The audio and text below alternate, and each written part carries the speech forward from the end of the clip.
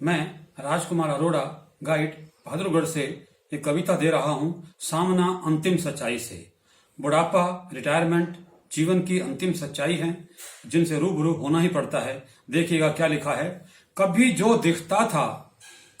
दिखता था ऊंचे आसमान सा, बूढ़ा होते ही वो बन गया अनजान सा। घर में जिसकी बोलती थी तूती कभी, अब तो बस वह रह गया दरबान सा। देने के नाम पे देते रहे अपने ही जख्म, खिलखिलाता गुलशन अब हो गया वीरान सा। खिलखिलाता गुलशन अब हो गया वीरान सा। जिन पर आस लगा होम की थी अपनी जवानी, हो गया वो अब अपनी ही बस हस्ती पर कुर्बान सा। हो गया वो अब अपनी ही हस्ती पर कुर्बान सा।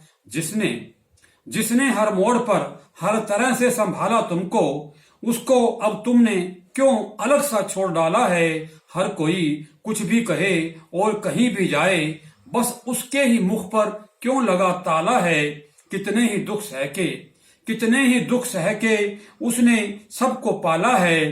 कितने ही दुख सह के जिसने सबको पाला है। मुश्किल हो गया अब उसका अपना ही निवाला है। आज तुम जहां हो प्यारे, कल हम भी तो वहीं थे। आज तुम जहां हो प्यारे, कल हम भी तो वहीं थे।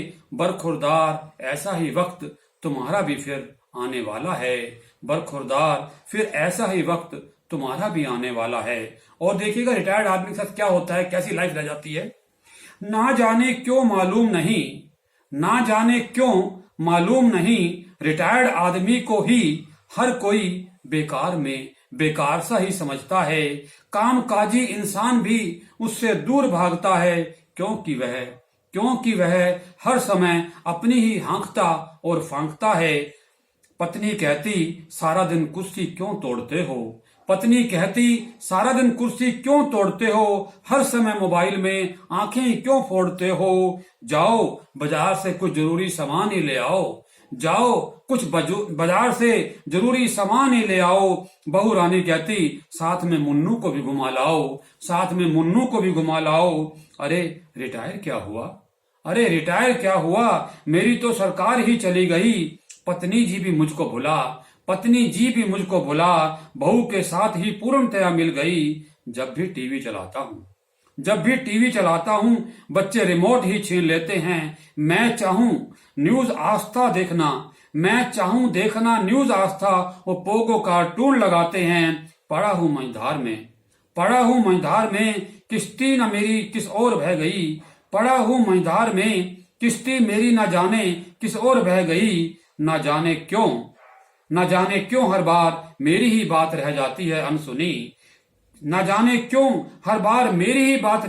अनसुनी। अब तो जब तक जीऊंगा होती रहेगी खुद से खुद की तनातनी। धन्यवाद।